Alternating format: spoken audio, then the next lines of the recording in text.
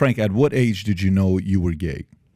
Yeah, so I started thinking about, my sexuality probably around 10 years old, and started talking to my parents about it and going down that journey with them. The most concerning part is if I would have grown up in today's society, simply putting on my mom's shoes and maybe playing around with her makeup would have deemed me a girl, and they would have sent me to be medically transitioned, and I would no longer be able to have kids right now. So that's why you see our community pushing back on this, because I would have fell victim to this agenda. In that video, you said you're a 31-year-old gay man. Are you 31 or 32? 31. 31. Okay, so you're still 31. That's great. When's your birthday? January. Oh, so we got some time to go. So you're going to celebrate time. 31 for a minute. So here's a question for you. I asked it before you came in, and I was wondering what these guys would say. Out of 100 gay men, specifically gay, how many of the gay men in America you think were born gay? How many you think were recruited, baptized, indoctrinated into believing they're gay, or they just had a really rough life, father figure wasn't there, was a mess, parents, drugs, whatever? What percentage you think they were born? What percentage were like, I'm not getting the attention, let me maybe be gay? What are your thoughts on that? Yeah, so I remember reading a study that said, like, the more older brothers you have, the more likelihood you are to be, homosexual. If I had to take a best guess, I don't have statistics on this, I would say probably 25% of the gay community was, sexually assaulted that put them into this community. I've seen, plenty of that happen. And probably, the rest is the grooming. But a majority of people, I would feel like myself, just come to the being of, I just am attracted to the sex that I'm attracted to. So I would say about 25% of as a best guess. 25% was born. No, 25% would have been groomed or, had some sort of negative life influence that would have led them down that. And you think the other 75% was born that way? Yeah, like when we say born that way, I would argue that it would be growing up in a generation or in a journey that you didn't have like grooming happening, where it's like, you must be gay, like it's happening now, throwing it, like I believe you mentioned in a podcast, saying it to a child 1,000 times, it's gonna, right. I was saying it to Adam, yeah. Yeah. And so I'm thinking, 75% are just simply have great parents and were just embraced of who they were and grew up to be a gay person. Can you did you see the Bill Maher episode where he talked about what percentage of different generations were gay? Did you ever see that clip or no? I think it's doubled. I think it went from like 1%. I got to show this to you. Yeah. So here's what he does, and he says if you look at the silence generation, 0.8% of the silent generation born in the 40s is gay. 2.6% of boomers, 4.2% of Gen X, 10.5% of millennial, 20.8% of Gen, what is that? Is that Gen Z? And then 41.6, I don't know if 41.6 is Gen Y or Gen Z. Okay, but you're seeing the trend going up. Obviously, the joke for him was by 2080, we're all going to be gay. Okay? That's kind of what Bill Maher was talking about. But when you think about a percentage growth like this, all I think about is it really 75%? We don't know. I mean, no matter, that's not a research that anybody's going to really be able to get, right? Because we all have a friend like, hey, when I was a kid, I remember this one guy, there were two brothers, and we knew from fourth grade they were this, Hey, I remember when I was a kid, this person was, I remember this girl we all have a story where we look at it and say, yeah, that makes sense. I'm not surprised. And we grew up, we're like 22 years old. Did you know Johnny was, well, am I surprised? I knew at 8 years old this guy was possibly going to be this. I think the concern that a lot of parents are having, Bill Maher's not a parent. This guy chose to live a different life. He's also sitting there saying, why are the percentages of gays keep increasing the way it does? So then the grooming concept gets a little bit of credibility. Maybe that is happening. Maybe it is becoming a religion to be part of the LGBTQ community. Because if that's the case, and if it's a religion, what is wrong with baptizing others? What is wrong with trying to convince you, whether you're gay or not, whether you like men or not? So that's the argument where, if other religions are baptizing people, can I impose my religion on you? Can I impose my philosophy on you? So do you think they see it that way? The groomers see it that way, that I'm baptizing your kids just like the institution has been baptizing us into believing we're Christians, God exists, all this other stuff. Do you think they see it that way? I think when someone is grooming a child, to be a part of the LGBT community. I think they know exactly what they're doing. You see a lot of people, especially on TikTok, pushing this onto their children as if it's some sort of fad. We use this phrase called trans trending, and it's because we see, like in schools, like in Castro Valley Unified School District, they painted 10-foot pride flags on their floors in their elementary schools. If you're not putting gay on a pedestal and popularizing it, then I don't know what is. So they're putting this community on a pedestal, and everyone wants to strive for that in school. And the students are messaging us saying that they can't speak out. They can't tell people how they feel because they're in fear of judgment. They're in fear of violence. And this is happening as young. I get these messages from kids in elementary school that they're scared. And so I would agree that based on these numbers, you can definitely say, grooming is happening at a wide scale in our school systems.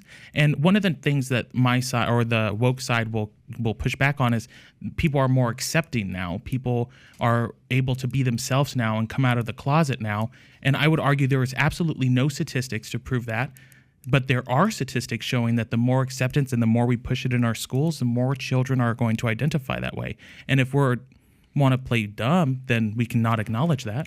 Would you, Tom and Jed, I'm going to ask you guys as parents, would it bother you if they came out and they got a tax code like Scientology and it becomes a religion, and it's no longer a gender? Where it's not a gender that you're male, female, oh my God, all these other pronouns that I got to remember. No, guess what it is? Moving forward, LGBTQ is a religion. We're a nonprofit organization. We have preachers, we have pastors, and we baptize. And yes, we are converting. We are doing it the same way Christians are doing it, the same way Muslims are doing it, the same way Catholics are doing it, the same way Seventh-day, Jehovah, LDS is doing it. That's what we're doing. We are officially religion. Would that make you a little bit more comfortable knowing their motive is now clear? Well, it would be transparent, at least. Yeah. I mean, it's a religion already. We can all acknowledge it is a religion. Correct. I mean, I always say leftism is a religion, environmentalism. These radical agendas, these are religions. But they would, never do that, because part of what's happening here is, indoctrination, there's a slyness to it. There's a sneakiness to it. You have to normalize the grooming, right, in order to indoctrinate. You have to make it like, no, this is just a new way of life. We're just being accepting and kind. Before we were bigoted and we were harassing people, and now we're just making everything, this is what the new normal is, and it's healthy. They need it to look like that. If it becomes a religion, then they're going to open themselves to a lot of criticism. There's going to be people that are going to be able to say, I opt not to be a part of that. And just like someone else can say, I opt not to be a part of Christianity, or I opt not to be a part of Judaism, that would have to also be accepted then, that you make a choice and you're either going to be part of this whole grooming system or you're not.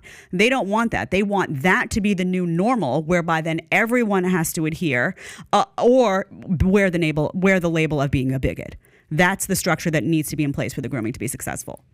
Yeah, I look at it, and their goal is not to be separate and contrasted.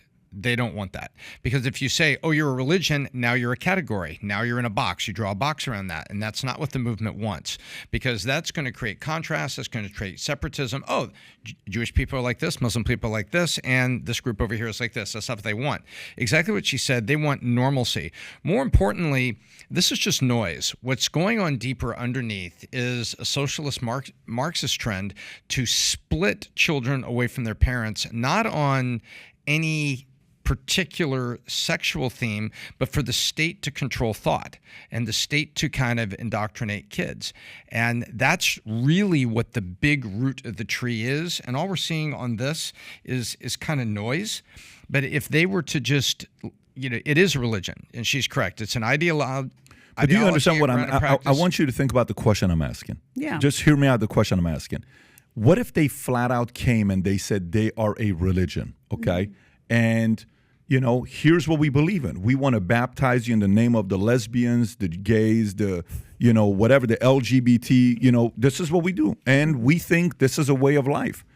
Then you and I can sit there, because somebody can argue and say, what's wrong with what we're doing? You guys are doing that, okay? When your kids go to Christian schools, don't you ask them to read the Bible and do that? Isn't that a form of shaping their mindset? Isn't that what you're doing? Again, their argument. I'm just thinking about what their argument would be. The club would be very small, though, because Correct. most people don't want this. What happens is the kids go to these schools, they're groomed, they're indoctrinated. Now those kids are being changed and transformed without even realizing it. So they need people to be in a system where they don't realize what's happening to them, and it's stealthy and it's sly, and then all of a sudden they're part of the club and everyone has to accept it. If it was something that you had to join and actually actively understand what it was, how many parents do you think would really want their kids to be part of that religion? There would be almost no one. Parents are being dragged into this because they don't have a choice, because kids go to school. All of this happens without parental consent, and before they know it, they're being puppeteered. So without the puppeteering, the whole system breaks down, and that club would actually be, it would consist of, a lot of crazy people and some hard leftists, and it would be very small, and it would be isolated. They can't have it be isolated. It needs to be media endorsed. It needs to be Hollywood endorsed. It needs to take over society at large, or they're not happy. Yeah, to answer your question directly, it would at least be intellectually straightforward and transparent. And they would say, okay, this is us. This is our box. This is where we are. Yeah. But what they would find, what you will find in there is you would find, and maybe this is a question back for you, you would find a huge percent of people that identify as gay or lesbian of being equally concerned, about the reflection back on them. So the more separate that the as you would say, the religion or the cult of grooming becomes, the more isolated it becomes, even from the mainstream, gay and lesbian families and citizens. I would say the biggest distinction when you want to compare it to a religion, for the aspect of grooming, you're removing those parents to groom that child. So in this case, you would be removing the parents to groom them under this new religion. And so that is a big, big red flag for me. And I think that that's absolutely disgusting, because when you take a child, like your child, to a church, any church of any denomination, you are grooming that child because that is your child. You make that decision as the parent. That is your child. But when my community removes you as a parent and wants to indoctrinate that child into this religion, now you're a predator. Frank, goes to any one of your guys. So in the last 7 years, the number one pastor, preacher that baptized the most people into the religion of Christianity, 210 million people, is Billy Graham. Okay. In the last 15 years, one would say it's Joel Osteen. He does it at the old Rockets, Houston Rockets arena, and 80,000 people come per weekend, and he is the current modern day. Who is the Billy Graham or the Joel Osteen of the LGBTQ community baptizing the most people right now? I would say RuPaul. You think RuPaul? Yes, his show that he puts on is hypersexualized. It's put on mainstream TV, and they even spoke about grooming in their most recent season. Children see this on TV, and granted, the things that happen on TV are not going to be as sexual as what you see in person, but that is the gateway to want to explore this industry. Now, when a child goes to a place like RuPaul's DragCon that attracts thousands of people, you see children on stage performing for adults in ways that are very inappropriate. And the only place that behavior is okay is in platforms and places like what the LGBT community puts up. And if you take a child to a straight bar and allow them to do these things, it's all of a sudden, that's wrong. But because you paint pride flags on the walls and celebrate sexuality, it's now all of a sudden okay. Who else would you put on that list outside of RuPaul? Would you put this Jeremy Marsh guy up there on TikTok, what he's doing? You know who I'm talking about? Yes, Jeffrey Marsh. Jeffrey Marsh. He's a big player, yeah. Can you play this one here real quick? I mean, this sounds very appropriate, the way he talks. Just listen to this, obviously sarcastic. Hey, kids. Hi, kids. I want to talk to the kids. Hey, kids. Hi, kids. Hey, kids. Hi. It's good for children to see LGBTQ lives. Your parents screwed up. If you need a family, you can come hang out with me. Very appropriate. I mean, just sounds like a sweetheart of a guy, right? Very creepy. Yeah, that's what I'm saying. The whole tone, right? But the question I'm asking is, this is purely baptism.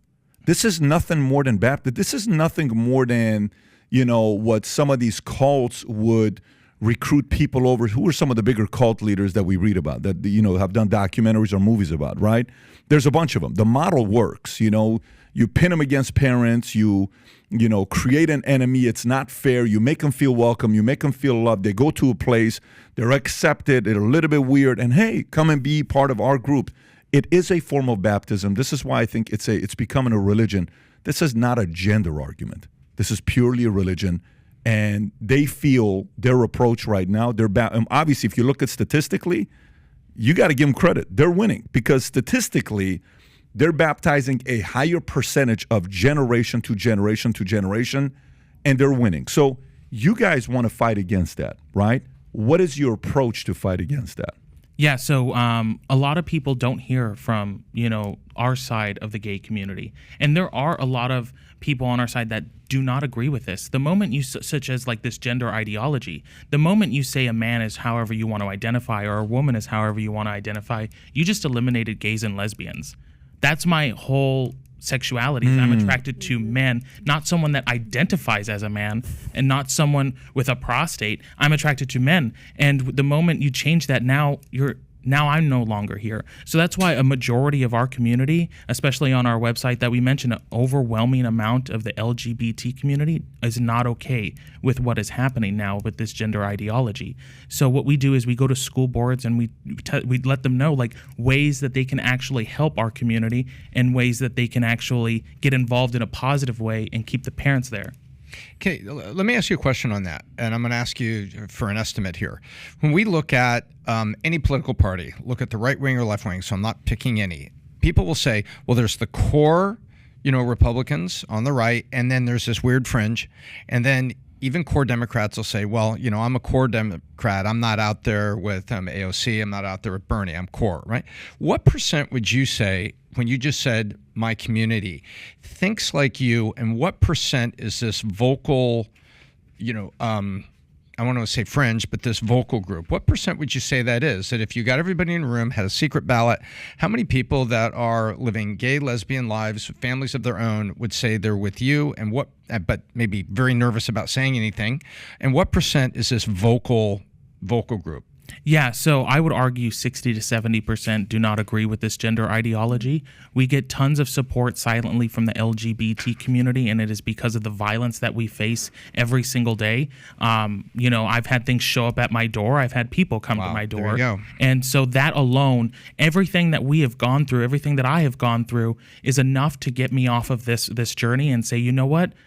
I'm too scared. This is going to affect my life. This is going to affect my mother's life and my parents' life, and it has. And I tell my family all the time, this is a journey that I will happily die on this hill for and lose everything for, because this is my community. I would have fell victim to this. So 60%, 70% of my community does not support this. And that's why Gays Against Groomers is so important, because we're actually providing that voice that no one has heard before. Just one quick, you talked about RuPaul. I just want to add to that. First of all, and this guy, Jeffrey Marsh, is insane.